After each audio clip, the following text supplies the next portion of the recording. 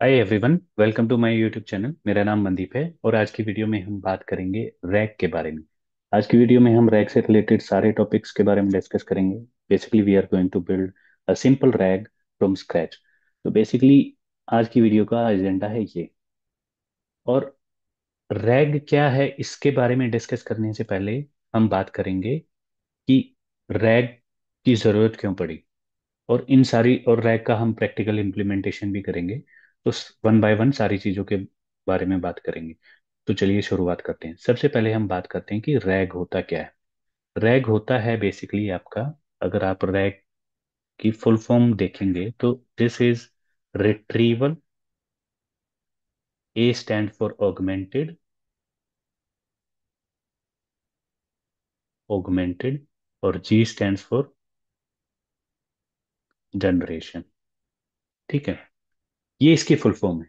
अब रैग की जरूरत क्यों पड़ी उसके बारे में बात करते हैं।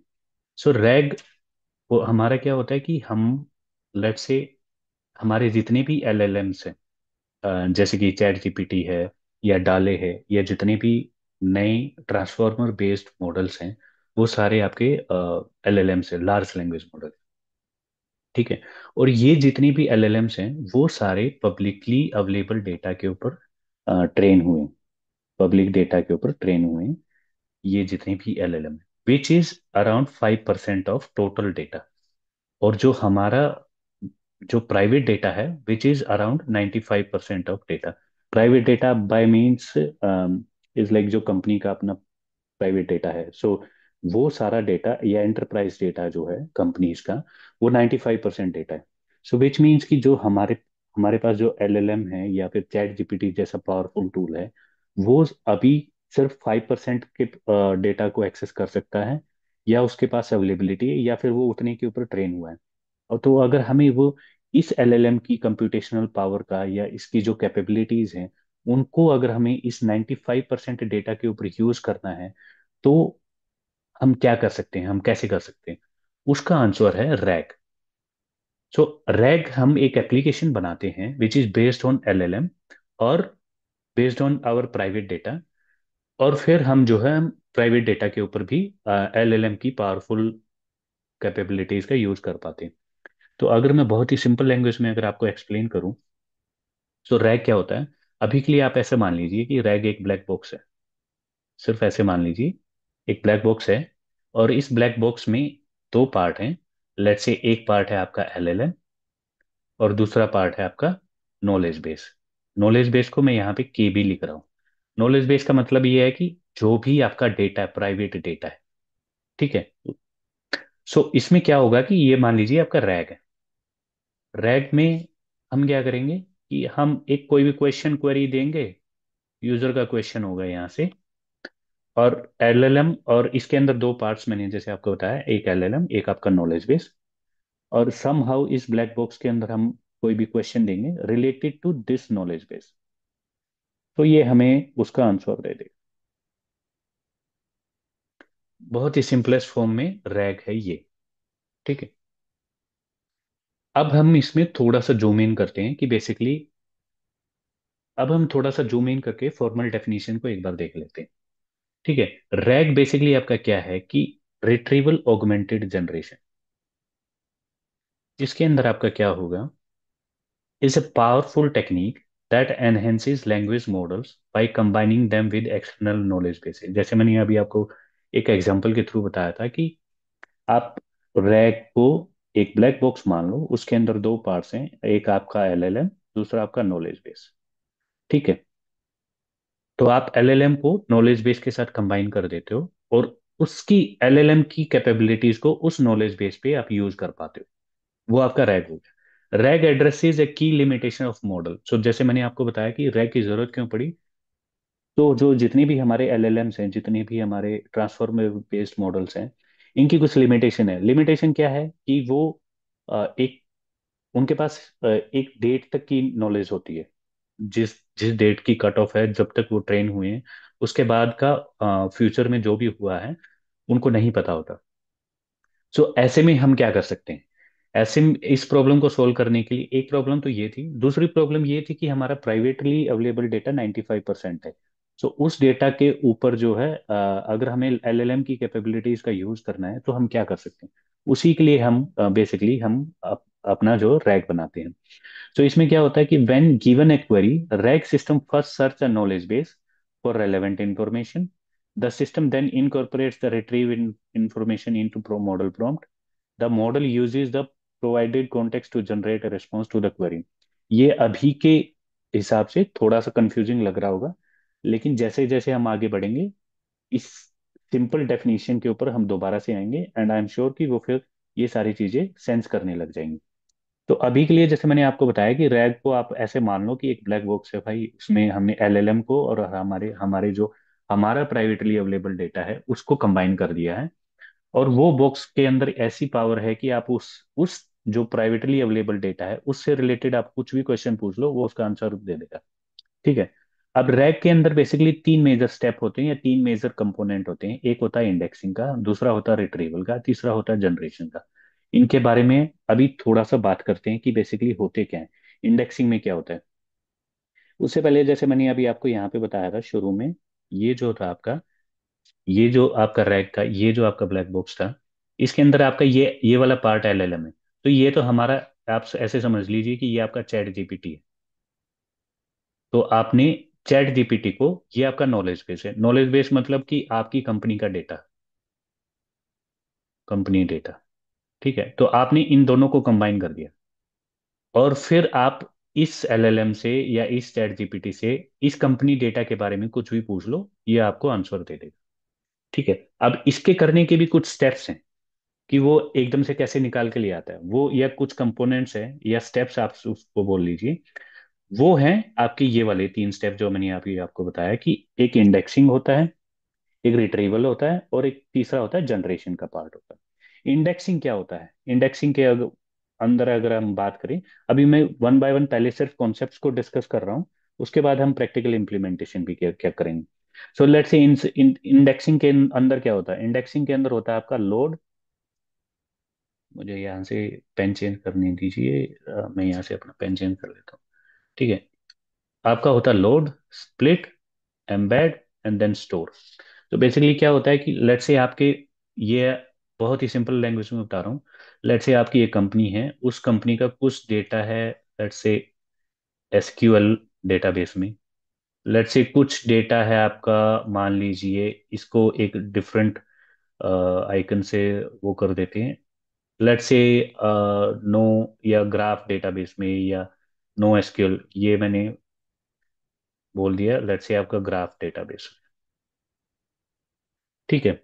सो बेसिकली आपका कुछ डेटा यहाँ पड़ा है, कुछ डेटा यहाँ पड़ा है, और लेट्स से कुछ डेटा आपका मान लीजिए सेल्स फोर्स में पड़ा है या कहीं पे भी पड़ा है। ठीक है। डिफरेंट डिफरेंट डेटा सोर्सेज है, ये मान लीजिए पहला डेटा वन, यहाँ से डेटा टू, यहाँ से डेटा थ्री, जो भी आपकी अपनी खुद की कंपनी है और आपका जो कंपनी का डेटा डिफरेंट डिफरेंट एप्लीकेशंस का डिफरेंट डिफरेंट डेटाबेसेस में या डेटा स्टोर्स में पड़ा है। सो आप सबसे पहले क्या करते हैं उस डेटा के ऊपर। अब आप ऐसे यूज केस अज्यूम कर सकते हैं कि आपकी एक कंपनी है, उस कंपनी में डिफरेंट टाइप ऑफ डेटा है, और आप एक अपनी कंपनी के लिए एक इंटरनल रैग एप्लीकेशन बनाना चाह रहे हैं। तो हम उसमें क्या क्या स्टेप्स करेंगे। सबसे पहले हम क्या करेंगे, जो हमारा जितना भी डेटा है उस डेटा को हम कहीं पे लोड कर लेंगे एक जगह पे। मान लीजिए हमने ये तीनों जगह से, ये तीनों डेटाबेस से उठा के एक जगह यहाँ पे ले आए। ठीक है। अब यहाँ पे कुछ आप ये देखो, कुछ पीडीएफ फाइल हैं या कुछ इमेजेस हैं, कुछ जेसॉन फाइल है, कुछ यूआरएल है, कुछ टेबुलर डेटा है, या डिफरेंट डिफरेंट टाइप का डेटा आपने एक जगह पे लोड कर लिया। This is loading part. ठीक है। लोड का मतलब डिफरेंट मल्टीपल सोर्सेज से लाके एक जगह पे डंप कर लिया, लोड कर लिया एक जगह। अब एक किसी एक जगह पे आपका एक डेटा सोर्स पे सारा डेटा आ गया, फिर आप क्या करोगे, इसको स्प्लिट करोगे। स्प्लिट करोगे, डिफरेंट, स्प्लिट मतलब क्योंकि सारा डेटा आप एक बार में तो दे नहीं सकते, क्योंकि आप एलएलएम को जो कोई भी क्वेश्चन देते हो या कुछ देते हो उसकी एक कॉन्टेक्स्ट विंडो होती है। उस कॉन्टेक्स्ट विंडो से ज्यादा आप नहीं दे सकते, तो आप क्या करते हो कि उसको स्प्लिट करते हो। इस डेटा को आपने सम वे स्प्लिट कर लिया। इनकी प्रैक्टिकल डिटेल्स भी देखेंगे, अभी सिर्फ थ्योरेटिकल डिटेल्स के लिए समझ लीजिए कि ये डिफरेंट डिफरेंट फाइल्स थी, उनको आपने स्प्लिट कर लिया। छोटे स्मॉल चंक्स में, आप ये देखो, दिस दीज आर, एक स्मॉल चंक ये हो गया, एक स्मॉल चंक ये हो गया, एक स्मॉल चंक ये हो गया, ये सारे स्मॉल चंक्स में आपने वो कर लिया। उसके बाद आपने एम्बेड कर लिया। एम्बेड में क्या होता है कि आपके एम्बेडिंग्स क्रिएट करते हो आप। मतलब ये कि अगर सरल भाषा में बात करें, एम्बेडिंग्स में ये होता है कि जो आपका टेक्सचुअल डेटा है उसको आप सम हाउ नंबर्स की फॉर्म में ले आते हो। आप अभी के लिए ये समझ लीजिए कि ये एम्बेडिंग एक मैजिक बॉक्स है जो कि आपके टेक्सचुअल डेटा को सम हाउ नंबर्स की फॉर्म में रिप्रेजेंट कर देगा। ठीक है। ये भी हम एम्बेडिंग वाले भी मॉडल्स अवेलेबल हैं, उनके थ्रू हम कर सकते हैं। बेसिकली जो भी टेक्स्ट होगा हम उसको न्यूमेरिकल फॉर्म में ले आते हैं, क्योंकि हमारे एलएलएम को नंबर्स ही समझ में आते हैं। हमारी जो जितनी भी मशीन्स हैं उनको नंबर्स ही समझ में आते हैं। तो हमने उस डेटा को, टेक्स्ट डेटा को या टेबुलर डेटा को नंबर्स की फॉर्म में ले आए, एन डायमेंशनल वेक्टर्स की। सो ये आपकी एक एन डायमेंशनल वेक्टर ये होगी, एक एन डायमेंशनल वेक्टर ये होगी, एंड एन डायमेंशनल वेक्टर ये होगी। आप देखोगे कि इनकी वैल्यू भी अलग है। So these represent different different vectors. So ऐसे ऐसे आपने बहुत सारी इन चंक्स को नंबर्स की फॉर्म में ले आए। उसके बाद इन नंबर्स को आपने कहीं पे क्या किया कि आपने सेव कर लिया, स्टोर कर लिया। ठीक है। उसके बाद आपने ये फिर ये नंबर्स की फॉर्म में कहीं पे स्टोर कर लिए। ये सारा प्रोसेस जो है जितना भी है, लोड का, स्प्लिट का, एम्बेड का और स्टोरिंग का, ये सारा प्रोसेस होता है आपका इंडेक्सिंग वाले कंपोनेंट में।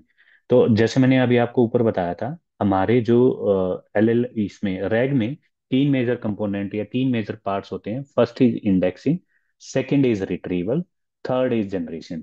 इंडेक्सिंग में आपको समझ में आया। इंडेक्सिंग में हम ये करते हैं कि जो हमारा अवेलेबल डेटा होता है उसको हम लोड करते हैं, उसको फिर स्प्लिट करते हैं चंक्स में। चंक्स में स्प्लिट करने के बाद फिर हम उसको एम्बेडिंग्स, उसकी एम्बेडिंग्स निकाल लेते हैं। एम्बेडिंग्स का मतलब कि एन डायमेंशनल वेक्टर की फॉर्म में रिप्रेजेंट करते हैं, और फिर उन एन डायमेंशनल वेक्टर्स को हम कहीं पे स्टोर कर लेते हैं। यहाँ तक का पार्ट आई होप कि क्लियर हो गया हो। और इसको भी मैं अगर मैथमेटिकल फॉर्म्स में या थोड़ा सा और दूसरे वे में समझाना चाहूँ तो समथिंग ऐसा कुछ। तो आई थिंक यहाँ से अगर आप थोड़ा सा ऐसे देखोगे, तो यहाँ पे क्या हो रहा है कि इसको, इस इतने पार्ट को अभी के लिए भूल जाइए। ठीक है। अभी हम जो इंडेक्सिंग वाला पार्ट कर रहे हैं वो ये वाला पार्ट है। ये हमारे डॉक्यूमेंट्स हैं, अलग अलग डॉक्यूमेंट्स हैं। फिर हमने इनको स्प्लिट कर लिया, जो मैंने अभी यहाँ पे पीछे वो किया था। एक स्प्लिट ये हो गया, एक स्प्लिट ये हो गया, एक स्प्लिट ये हो गया, जितनी भी स्प्लिट है। और लॉजिकल स्प्लिटिंग कर ली, लेट्स से कि पैराग्राफ के बेस पे डिफरेंट वे ऑफ स्प्लिटिंग होते हैं। करेक्टर के बेस पे आप स्प्लिट कर सकते हो, सेक्शंस के बेस पे स्प्लिट कर सकते हो, सिमेंटिक मीनिंग के बेस पे स्प्लिट कर देते हो, डिलीमीटर के बेस पे स्प्लिट कर सकते हो। There are many ways to split. Based on these ways we can split. आपने अज्यूम करने के लिए, to keep it as simple at this level, हमने इनको स्प्लिट कर लिया इन डॉक्यूमेंट्स को डिफरेंट चंक्स में। फिर हमने यहाँ पे एम्बेडिंग का यूज करके उसको यहाँ पे अगर आप देखोगे, वो एम्बेडिंग्स की फॉर्म में, यानी कि एन डायमेंशनल वेक्टर्स की फॉर्म में, जैसे कि ये आप, मैं अगर थोड़ा सा यहाँ पे जूम करूंगा, सो ये मेरा जो एक स्प्लिट था, इसको ऐसे हमने एन डायमेंशनल वेक्टर की फॉर्म में ऐसे रिप्रेजेंट कर लिया, नंबर्स की फॉर्म में। इसको ऐसे कर लिया, और ग्रीन वाले के लिए ये ग्रीन वाला वेक्टर आ गया। ऐसे ही जितने भी हमारे होंगे, हमने फिर इन सबको वेक्टर स्टोर में स्टोर कर लिया, जो मैंने यहाँ पे भी बताया था। हमने यहाँ पे एक स्टोरेज में, यहाँ पे ये जो this storage is equivalent to this vector store. ठीक है। हमारा यहाँ तक का पार्ट आई होप कि क्लियर हो गया होगा आपको। ठीक है। अभी मैं अगर इस सब को क्लीन कर देता हूँ। ठीक है। तो अभी अभी तक आप ये समझ लीजिए कि मैंने इस इमेज में से ये वाला पार्ट आपको एक्सप्लेन किया है। ठीक है। तो आप यहाँ पे ऐसा समझ लीजिए कि ये जो हमारे डॉक्यूमेंट्स थे, ये सारे डॉक्यूमेंट्स सम वे न्यूमेरिकल फॉर्म में, लेट्स से कुछ नंबर्स की फॉर्म में, वेक्टर्स की फॉर्म में, जो कि एन डायमेंशनल वेक्टर होंगे, कुछ भी डायमेंशन हो सकता है, इनको हमने इस वेक्टर स्टोर में स्टोर करवा दिया। ठीक है। अब हम आते हैं द नेक्स्ट पार्ट के ऊपर, जो कि हमारा है रिट्रीवल वाला पार्ट, जो हमने अभी डिस्कस करना है। तो मैं ये यहाँ पर मैंने आपको बताया था कि हमारे तीन मेन कंपोनेंट हैं, इंडेक्सिंग है, रिट्रीवल है और जनरेशन है। अब हम बात करेंगे दूसरा part. Generation is very simple. Most कई बार हम इनको कंबाइन भी कर देते हैं। तो जनरेशन और उसमें बहुत ज़्यादा डिफरेंस नहीं है। तो सबसे पहले हम इसमें बात करते हैं रिट्रीवल और जनरेशन में क्या होता है। तो आप ऐसे समझ लीजिए कि जो हमने वहां पे ऊपर जो बेसिकली जो नंबर्स की फॉर्म में जो स्टोर किए थे वो यहाँ पे स्टोर है। Basically this is our vector store. ये आप देख रहे हो, ये सारे हमारे वेक्टर स्टोर यहाँ पे।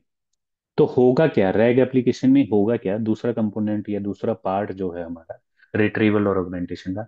तो हम क्या करेंगे, लेट्स से हम एक क्वेश्चन देंगे, बोलेंगे कि भाई लेट्स से जो भी हमारा क्वेश्चन होगा रिलेवेंट टू दिस डेटा। ठीक है। ऐसा नहीं कि हम कोई भी क्वेश्चन दे देंगे, रैग एप्लीकेशन में रेलेवेंट टू आवर डेटा, क्योंकि हम प्राइवेट डेटा के साथ अभी खेल रहे हैं। तो हम कोई क्वेश्चन देंगे कि लेट्स से दिसंबर मंथ की सेल्स क्या थी, नवंबर मंथ की सेल्स क्या थी। लेट्स से हमने सारा सेल्स का डेटा इसको दे दिया, उसको हमने वेक्टर फॉर्म में फीड करके वेक्टर स्टोर में रख लिया, और हमने फिर एक क्वेश्चन पूछा कि नवंबर मंथ की सेल्स क्या थी। तो होगा क्या रिट्रीवल वाले पार्ट में, तो ये जो क्वेश्चन है, ये क्वेश्चन एलएलएम के पास जाएगा, प्रॉम्प्ट के पास। और हम यहाँ से लेट्स से हमने पूछा कि दिसंबर मंथ की सेल्स क्या थी, तो हम यहाँ पे कुछ तो जुगाड़ लगाएंगे कि रेलेवेंट चंक ही उठा के लेके आएंगे। This part is called retrieval. मतलब कि रेलेवेंट चंक निकालना हमारे वेक्टर डेटाबेस से, और वो एलएलएम को देना। सॉरी, वो ये यहाँ पर ऐसे नहीं आएगा बेसिकली। तो लेट्स से हमारा, हमने बोला कि दिसंबर मंथ की सेल्स क्या थी, और अज्यूम करने के लिए आप ऐसे समझ लीजिए कि वो दिसंबर मंथ की सेल्स वाला डेटा आपके इस चंक में पड़ा है वेक्टर स्टोर में। तो आप कुछ तो जुगाड़ लगा के आप सिर्फ ये वाला लेके आएंगे और ये वाला आप एलएलएम को दे दोगे। This part is called as retrieval, retrieving the relevant information from the knowledge base. And third part is generation. Generation में हमारा क्या होगा, जो हमने क्वेश्चन पूछा है वो हम प्रॉम्प्ट की फॉर्म में एलएलएम को देंगे, और जो हमने रेलेवेंट चंक उठाया वो भी इसको दे देंगे। हम बोल देंगे कि भाई ये हमारा रेलेवेंट चंक है और ये हमारा क्वेश्चन है, और एलएलएम को बोलेंगे कि इसमें से आंसर जो भी कैलकुलेशन कंप्यूटेशन करनी है वो हमें आंसर जनरेट करके दे दे।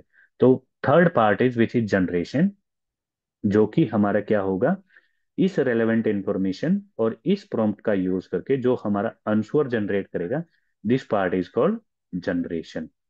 इसको हम क्या बोलेंगे, जनरेशन बोलेंगे। तो ये हमारे बेसिकली तीन स्टेप हैं। बहुत ही सिंपल लैंग्वेज में बताया मैंने। अगर मैं इस पार्ट को भी अगर थोड़ा जूम करके बात करूं, लेट्स से हम यहीं पे आ जाते हैं। इससे पहले हम, चलो पहले ये जो हमारा जो ग्राफ था इसके ऊपर बात कर रहे थे हम, इसको मैं थोड़ा सा पुराने वाले को जो है क्लीन कर देते हैं। लेट्स से यहाँ तक जो हमने पहला जो पार्ट था इंडेक्सिंग वाला, ये वाला पार्ट था, ये वाला सारा इंडेक्सिंग वाला पार्ट हम डिस्कस कर चुके हैं। हम अब बात कर रहे हैं रिट्रीवल और जनरेशन की। रिट्रीवल और जनरेशन में क्या होगा कि लेट्स से रिट्रीवल और जनरेशन में क्या होगा, रिट्रीवल और जनरेशन में क्या होता है कि हम पहले क्वेश्चन पूछते हैं, उस क्वेश्चन को भी एम्बेडिंग की फॉर्म में देते हैं। हम कोई भी इंफॉर्मेशन देंगे, एम्बेडिंग का मतलब इस क्वेश्चन को भी, जैसे हमारा जो नॉलेज बेस था यहाँ पे नंबर्स या वेक्टर्स की फॉर्म में कन्वर्ट कर लिया था, तो हम इस क्वेश्चन को भी एम्बेडिंग की फॉर्म में कन्वर्ट करेंगे, नंबर्स की फॉर्म में, एन डायमेंशनल वेक्टर। और ये वेक्टर, ये वाला नॉलेज, ये वाला जो क्वेश्चन हम पूछेंगे एलएलएम को,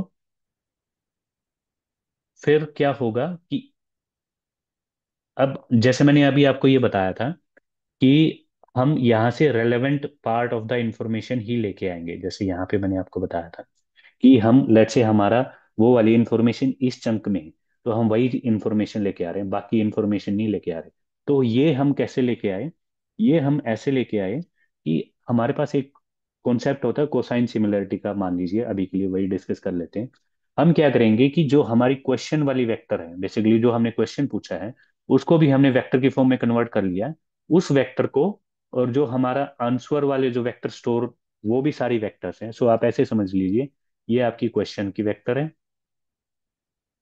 ठीक है। और लेट्स से मैं ये दूसरे वाली वेक्टर को दूसरे कलर से डिनोट कर देता हूँ। ये आपकी दूसरे वाली, ये वाली जो है आपकी नॉलेज बेस वाली वेक्टर है। ठीक है। लेट्स से ये x1 है, x2 है, x3 है, जो भी वैल्यूज हैं, कुछ एन डायमेंशनल वैल्यूज हैं। और लेट्स से ये है y1 है, y2 है, y3 है, y yn है, ऐसे ही z1 है, z2 है, z3 है, ऐसे ही सो ऑन है। ये सब बहुत सारी वेक्टर्स की फॉर्म में पढ़े। तो हम क्या करते हैं कि हम सिमिलरिटी निकालते हैं। सिमिलरिटी निकालते हैं इन सभी वेक्टर्स के बीच में, मतलब जो क्वेश्चन की वेक्टर है उसकी सिमिलरिटी निकालते हैं with respect to all of these vectors, कि भाई सबसे सिमिलर कौन सा है। ताकि हम सिमेंटिक सर्च कर रहे हैं बेसिकली, एक्चुअली हम सिमेंटिक मतलब कि मीनिंग के बेस पे सर्च कर रहे हैं। तो हम यहाँ से सिमेंटिक सर्च का यूज करके, एक कॉन्सेप्ट होता है कोसाइन सिमिलरिटी, ऐसे समझ लीजिए कि हम कोसाइन सिमिलरिटी का यूज करके हम एन डायमेंशनल स्पेस में उन दोनों वेक्टर्स को देखते हैं। बेसिकली हमारी जो क्वेश्चन वाली वेक्टर है और जो हमारी आंसर वाली वेक्टर है, हम वो वाली वेक्टर निकालते हैं जो कि हमारे क्वेश्चन वाली वेक्टर के सबसे पास होगी। तो लेट से ये वाली भी आपकी अ, ये भी एक वेक्टर है जो कि एन डायमेंशनल स्पेस में, ये भी आपकी एक एन डायमेंशनल स्पेस में वेक्टर है, ये भी एक एन डायमेंशनल स्पेस में वेक्टर है। ये सारी लेट से ये जो तीनों वेक्टर हैं, ये तीनों वेक्टर आपके नॉलेज बेस वाली है, ठीक है, which is this one Y1 Z1 और जो भी। और ये क्वेश्चन वाली ये वेक्टर ये वाली है। तो हम जो क्वेश्चन वाली वेक्टर के पास जो सबसे नियरेस्ट वेक्टर होगी, हम उन वेक्टर्स को उठाएंगे, क्योंकि हमारा सिमेंटिक मीनिंग, हमारे क्वेश्चन का सिमेंटिक मीनिंग उनसे ही सबसे ज्यादा मैच कर रहा है। और उसी पार्ट को हम रिट्रीवल बोलते हैं, और वही हम जो है यहाँ पे रेलेवेंट स्प्लिट निकाल के देते हैं। जैसे यहाँ पे मैंने बोला कि ये वाली वेक्टर है, तो ये वाला स्प्लिट उठ के आ जाएगा कि हाँ ठीक है, इस क्वेश्चन के विद रिस्पेक्ट में सबसे रेलेवेंट स्प्लिट ये है। तो ये हमारा पार्ट था बेसिकली आपका जो है रिट्रीवल वाला। और अगर मैं इसको और थोड़ा जूम करके बताऊं, पूरा पूरा पूरा जो प्रोसेस है, तो मैं थोड़ा सा जूम कर लेता हूँ। यहाँ पे आ जाते हैं। सो होगा क्या, वन बाय वन जाते हैं, ठीक है। सबसे पहले ऐसे समझ लीजिए, ये मेरा पहला स्टेप है। मैंने अपने सारे डॉक्यूमेंट्स की एम्बेडिंग निकाल ली, ठीक है, और यहाँ वेक्टर स्टोर में स्टोर कर ली, ठीक है। उसके बाद मैंने और यहाँ पे मेरा ये मेरा बेसिकली यहाँ पे मेरा ये मेरा LLM है, यहाँ पे मेरा LLM है। तो LLM के पास हम जाएंगे। कैसे जाएंगे, सबसे पहले ये सारी वैल्यूज निकाल के वेक्टर स्टोर में स्टोर कर ली। उसके बाद हम जब LLM से क्वेश्चन पूछेंगे, लेट्स से हमारा रैग एप्लीकेशन बन के रेडी हो गया, तो कैसे बेसिकली इंफॉर्मेशन फ्लो होगी, कैसे एग्जीक्यूशन फ्लो होगा, वो बता रहा हूँ। तो सबसे पहले जो क्वेश्चन आएगा, क्वेश्चन की हम एम्बेडिंग्स निकालेंगे। एम्बेडिंग्स मतलब कि न्यूमेरिकल फॉर्म में रिप्रेजेंट कर लेंगे अपने क्वेश्चन को एन डायमेंशनल वेक्टर की फॉर्म में, 0 1 2 1.5 वट एवर, कुछ नंबर्स की फॉर्म में होगा, ठीक है। तो ये मेरी एक एक वेक्टर ये V1 होगी, और यहाँ वेक्टर स्टोर में लेट से मेरी हजारों वेक्टर्स पड़ी हैं, ठीक है। और वो हजारों वेक्टर्स लेट से इस, क्योंकि ये अभी मैं सिर्फ 2 डायमेंशनल या 3 डायमेंशनल में ही दिखा सकता हूँ, तो लेट्स से 3 डायमेंशनल में आपने वो सारी वेक्टर्स को ड्रॉ कर लिया, ठीक है। तो हम क्या करेंगे, जो हमारी क्वेश्चन वाली वेक्टर है, उस क्वेश्चन वाली वेक्टर के नियरेस्ट जो भी वेक्टर पड़ेगी बेसिकली आंसर में से, वेक्टर स्टोर में से, हम सिर्फ वो वाली वेक्टर उठा लेंगे। This part is called as retrieval. और दिस इज सिमिलर टू, ये फिर हमें यहाँ से रेलेवेंट डॉक्यूमेंट दे देगा। मतलब कि लेट्स से हमारे यहाँ पे हजारों डॉक्यूमेंट्स हैं नंबर की फॉर्म में रिप्रेजेंटेड, लेकिन हमें उन हजारों में से सिर्फ एक ही डॉक्यूमेंट है जो कि हमारा आंसर कैरी करता है। तो हम यहाँ से इस तरीके से वो रेलेवेंट डॉक्यूमेंट निकाल लेंगे। उसके बाद फिर हम क्या करेंगे, हम बोलेंगे कि ये हमारा कॉन्टेक्स्ट है, बेसिकली हम बोलेंगे कि इस डॉक्यूमेंट में हमारा आंसर है, ये हमारा क्वेश्चन है। यहाँ से फिर क्वेश्चन जो है, ये हमारा क्वेश्चन है। हम ये दोनों अपने प्रॉम्प्ट में कंबाइन कर देंगे, ठीक है। और वो प्रॉम्प्ट हम अपने LLM को देंगे, मॉडल को, कि और फिर मॉडल हमें उस गिवन कॉन्टेक्स्ट और क्वेश्चन के बेस पे हमें आंसर देगा। और आंसर को फिर हम जो है पास करेंगे, क्योंकि मॉडल भी आंसर ऐसे नहीं देगा, मॉडल उसके आंसर को पास करना पड़ेगा, हम उसको पास करेंगे फिर हमें आंसर मिलेगा। सो ये आपका पूरा जो है एक सिंपल रैग का फ्लो है। आई होप कि आपको ये क्लियर हो गया होगा। एंड अब आ जाते हैं हम कोड के ऊपर। कोड के ऊपर आने के लिए हम यहाँ पे मैं आपको दिखा देता हूँ। ये मैंने अपनी गूगल कोलैब में मैं इसका जो है डेमो करके दिखाऊंगा। सबसे पहले हम क्या करेंगे, यहाँ पे मैंने पूरा कोड लिखा हुआ है, वन बाय वन स्टेप्स को एग्जीक्यूट करेंगे। सबसे पहले हमें जो रिक्वायर्ड लाइब्रेरीज हैं, जैसे कि LangChain, text splitter, LangChain community, LangGraph, LangChain Groq, वो सारी रिक्वायर्ड लाइब्रेरीज को हम यहाँ पे सबसे पहले इंस्टॉल कर रहे हैं।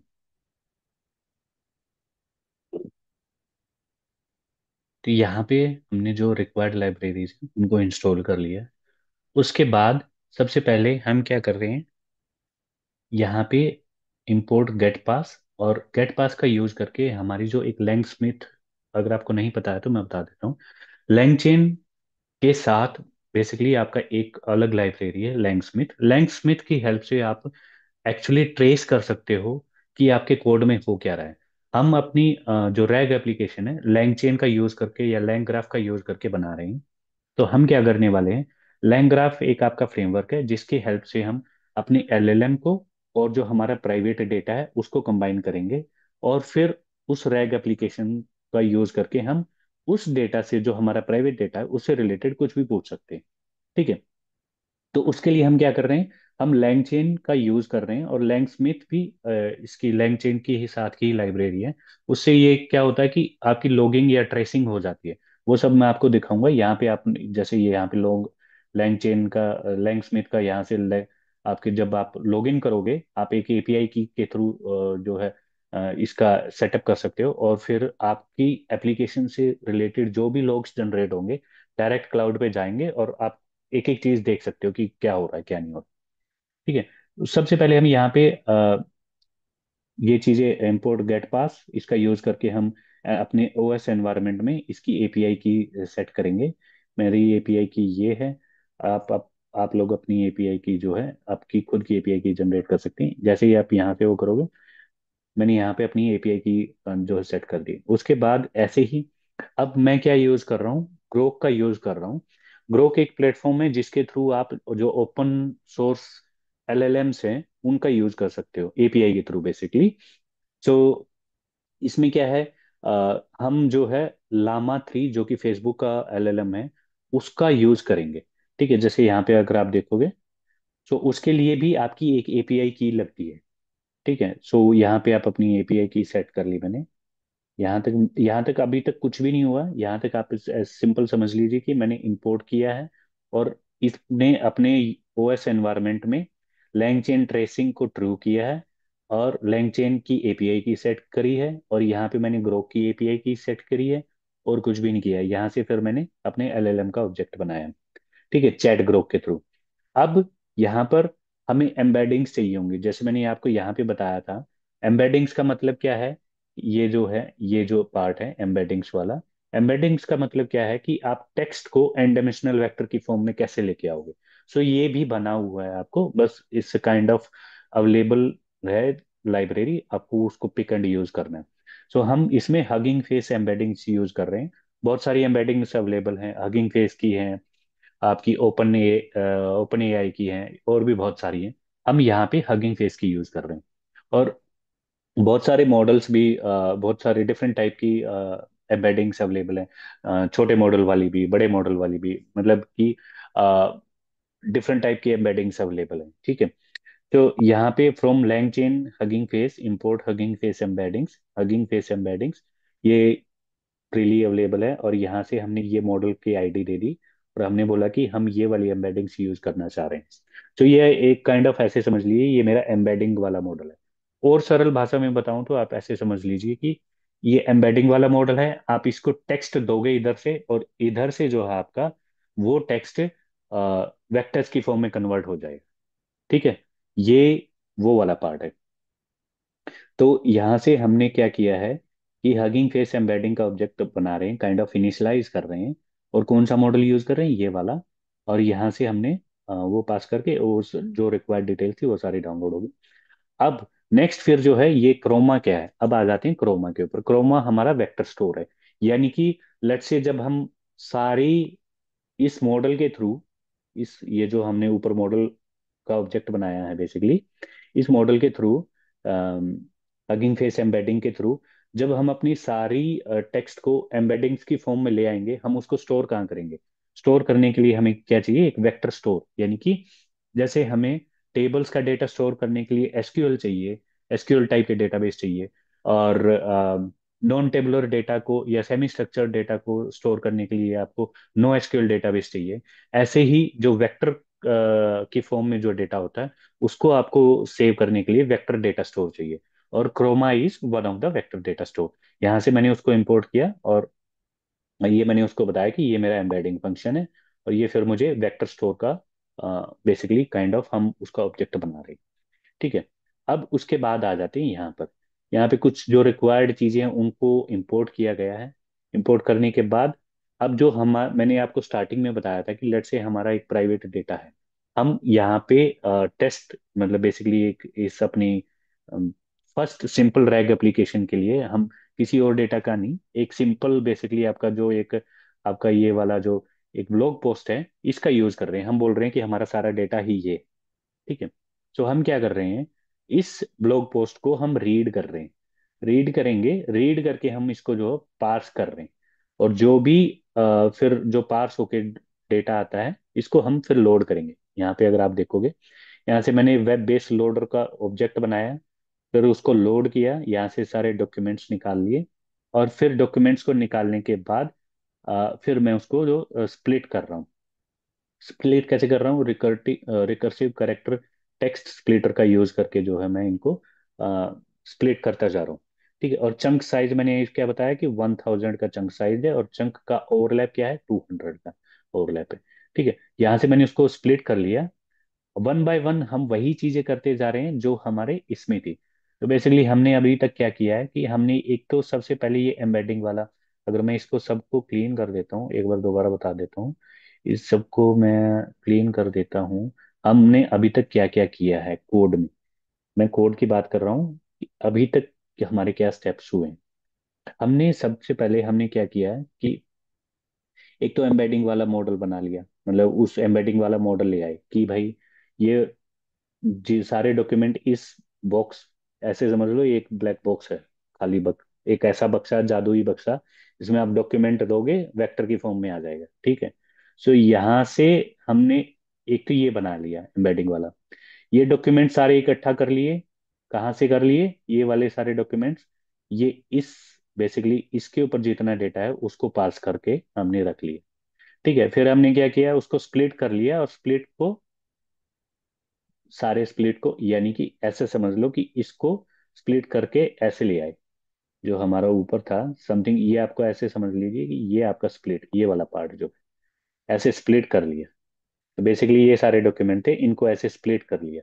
अब इनको हम एम्बेडिंग वाले मॉडल में पास करेंगे, और वो एम्बेडिंग वाला मॉडल हमारे लिए वेक्टर बना देगा।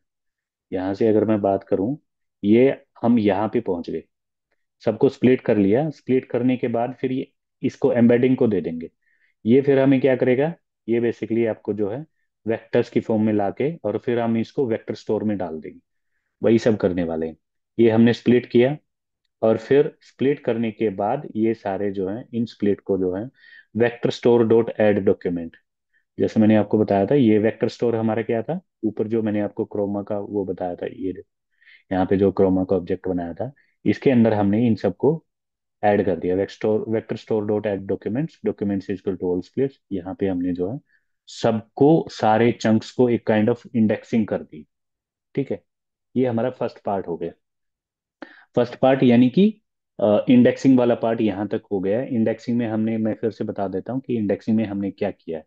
इंडेक्सिंग में हमने ये किया है, अगर इस इमेज की बजाय मैं अगर इस इमेज से ये दूसरे वाली इमेज से अगर मैं बताऊं, ये वाली इमेज से बात करते हैं इससे। सो ये वाला पार्ट हमने जो है सारा कर दिया है। इसको मैं अगर एक बार क्लीन कर देता हूँ, इसको सारे को क्लीन करता हूँ मैं। यहाँ पे क्लीन करने के बाद ये देखो, ये वाला सारा पार्ट कर दिया। सबसे पहले लोड किया है, फिर स्प्लिट किया है, फिर उसको एम्बेडिंग से नंबर्स की फॉर्म में बना लिया, और फिर यहाँ पे स्टोर कर लिया।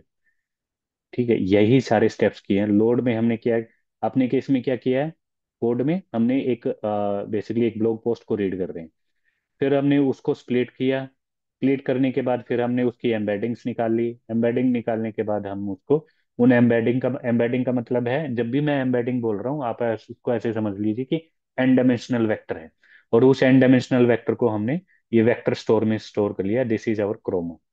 ये वाले पार्ट में हमने इतना पार्ट हमने अब तक कोड में कर लिया है। ठीक है। अब कोड में इतना पार्ट करने के बाद हमने यहाँ पे अपने कोड को प्रॉम्प्ट भी देना है। प्रॉम्प्ट में मतलब कि इंस्ट्रक्शंस होती हैं एलएलएम को बोलना कि भाई ये चीजें करनी है आपको। ठीक है। तो कुछ प्रॉम्प्ट ऑलरेडी बने हुए हैं, कुछ प्रॉम्प्ट हैं कि आप अपने कस्टम प्रॉम्प्ट बना भी सकते हैं।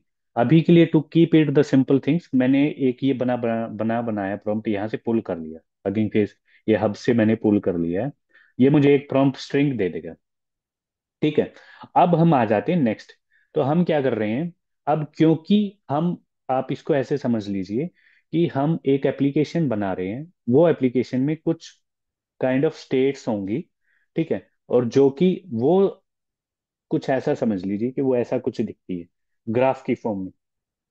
स्टार्ट वाली नोड है, और फिर इस स्टार्ट वाली नोड के ऊपर यहाँ पे कोई एक स्टेट होगी। लेट्स से ए स्टेट है, यहाँ पे कोई भी एक स्टेट होगी, ये यहाँ पे जो है आपकी कोई भी एक स्टेट होगी।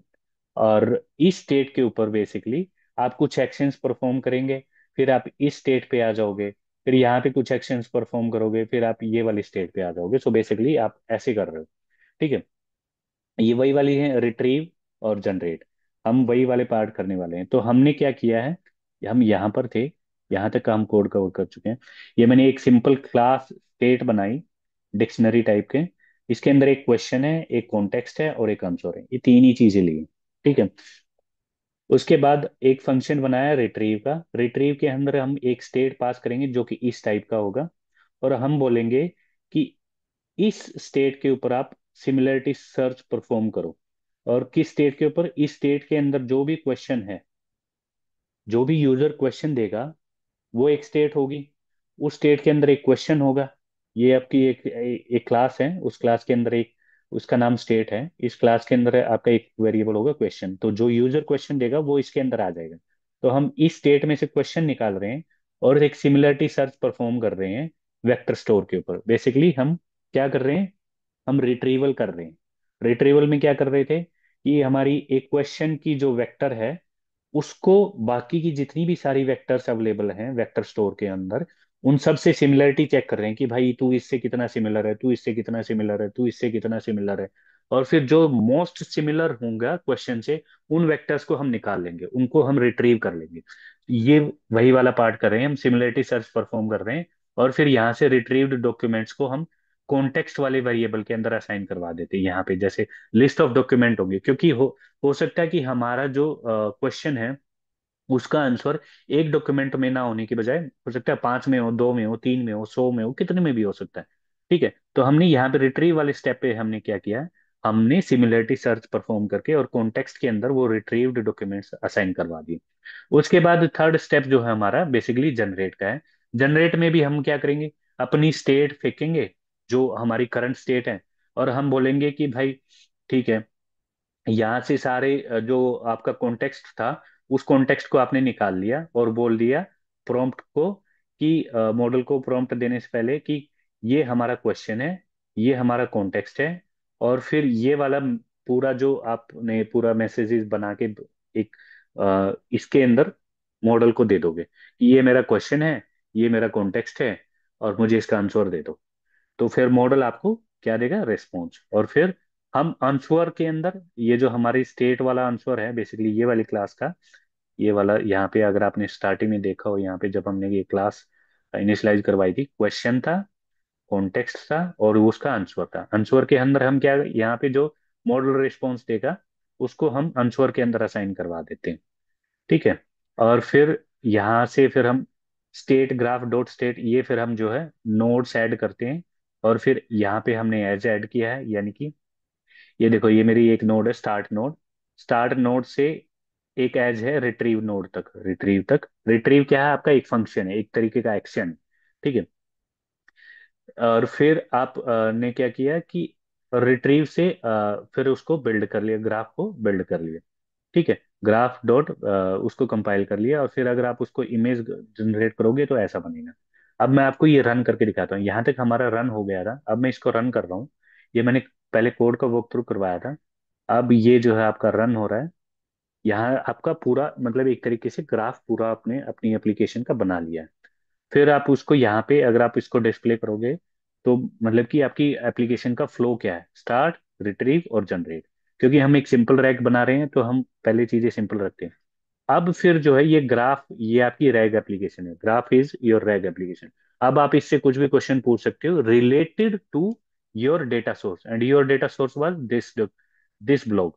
इस ब्लॉग के अंदर जो भी आपका क्वेश्चन होगा ना, आप इसके बारे में कुछ भी पूछ लो। जैसे कि यहाँ पे मैंने एक क्वेश्चन पूछा था कि task what is task decomposition.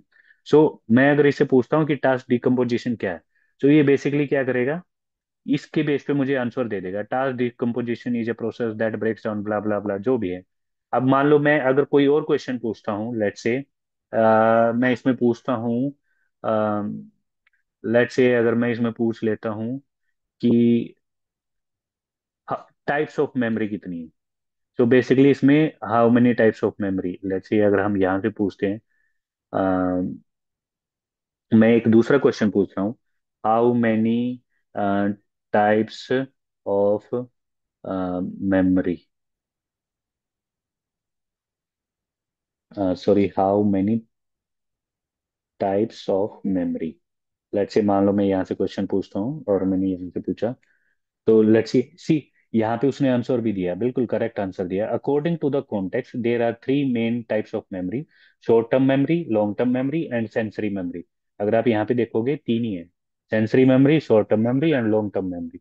तो तीन टाइप की एप्लीकेशन। तो बेसिकली हम क्या कर पाए, हमने एक डेटा सोर्स लिया, जो कि हमारा इस केस में पर्टिकुलरली एक ब्लॉग पोस्ट है, आपके केस में कुछ भी हो सकता है, ठीक है। उस डेटा सोर्स के की नॉलेज हमने अपने एलएलएम को दी और अपना क्वेश्चन दिया। और रैग की, बेसिकली रैग में होता ही ये, आप अपने नॉलेज बेस को, अपने डेटा को और एलएलएम को, दोनों को कंबाइन करते हो, और फिर उसकी हेल्प से आप उस डेटा के ऊपर कोई भी क्वेश्चन कर पाते हो, या कुछ कुछ भी कंप्यूटेशन करवानी है वो करवा सकते हो। So this is all about rag. और अगर आपको यहाँ पे भी दिखाऊं, ये मेरा जो आपका लैंग स्मिथ वाला है, यहाँ पे अगर आप देखोगे, जो मैंने जो जो क्वेश्चन पूछे, लेट्स से यहाँ पे मैंने यहाँ पे एक क्वेश्चन पूछा था, व्हाट इज टास्क डिकम्पोजिशन। तो यहाँ पे अगर देखोगे 5:17 2 मिनट्स एगो जो ये मैंने क्वेश्चन पूछा था। सो इसमें जो जो स्टेप्स हैं, ये देखो, पहला स्टेप स्टार्ट, रिट्रीव और जनरेट। एग्जैक्टली वही वो तीनों स्टेप्स ही हैं। स्टार्ट में क्या हुआ, स्टार्ट में बेसिकली कुछ नहीं होता, वो बस एक क्वेश्चन लेके रख लेता है। रिट्रीव में क्या करता है, रिट्रीव में क्या करता है कि क्वेश्चन के बेस पे डॉक्यूमेंट्स निकाल लेता है। तो ये मैंने क्वेश्चन पूछा था, what is the task decomposition. यहाँ पे अगर आप देखोगे, व्हाट इज टास्क डिकम्पोजिशन, और यहाँ पे वो बेसिकली डॉक्यूमेंट्स निकाल रहा है। चार डॉक्यूमेंट्स उसने निकाले डिफरेंट डिफरेंट सेक्शन पे, ठीक है। और जनरेट में क्या होगा, जनरेट में आंसर जनरेट करेगा, बोलेगा कि ये हमारा क्वेश्चन है, ये हमारे डॉक्यूमेंट्स हैं, और इनके बेस पे हमारा जो है आंसर क्या है, ये उसका आंसर है, ठीक है। ऐसे ही यहाँ पे जो एक और दूसरा जो लेटेस्ट मैंने दूसरा क्वेश्चन पूछा था, how many types of memory. ये देखो यहाँ पे ये मैंने अभी जो रिसेंटली जो लास्ट क्वेश्चन यही पूछा था, how many types of memory. तो इसमें भी वही तीन स्टेप्स परफॉर्म हुए हैं। स्टार्ट क्वेरी, स्टार्ट में कुछ नहीं है, आपको वो अपने आपसे क्वेरी लेके रख लेता है। उसके बाद रिट्रीव, रिट्रीव में क्या होता है कि रिट्रीव में बेसिकली क्वेश्चन के बेस पे रेलेवेंट डॉक्यूमेंट्स को निकाल लाता है। सो यहाँ पे भी देखोगे चार डॉक्यूमेंट्स, चार पार्ट्स ऑफ डॉक्यूमेंट्स और निकाल के लिया है। इनको अगर आप एक्सपेंड करोगे तो यहाँ से आपको वो सब चीजें भी दिख जाएंगी। और फिर उसके बाद जनरेट, जनरेट में फिर आप यही सब करते हो, आप बोलते हो कि ये मेरा क्वेश्चन है, this is my question, these are my documents, और इन डॉक्यूमेंट्स के बेस पे आप give me the answer of this question. So फिर वो आपको ये आंसर बना के देता है। सो ये सारी ट्रेसिंग आपकी जो है यहाँ लैंग स्मिथ में हो पाती है। ये भी बहुत ही हेल्पफुल है, इससे आपको पता लगता रहता है कि आपके एग्जीक्यूशन फ्लो में कहाँ पे कौन सी चीज कैसे हो रही है। So this that's all about this video about guys. This was the video of simple rag. आप एक सिंपल रैग स्क्रैच से कैसे बना सकते हैं, उसके कॉन्सेप्ट्स क्या हैं, क्या क्या कंपोनेंट्स होते हैं, कैसे वो आपस में इंटरेक्ट करते हैं, और कैसे आप इसको यूज कर सकते हैं। So that's all for this video guys, stay tuned for more such interesting video. Thank you, bye bye, take care.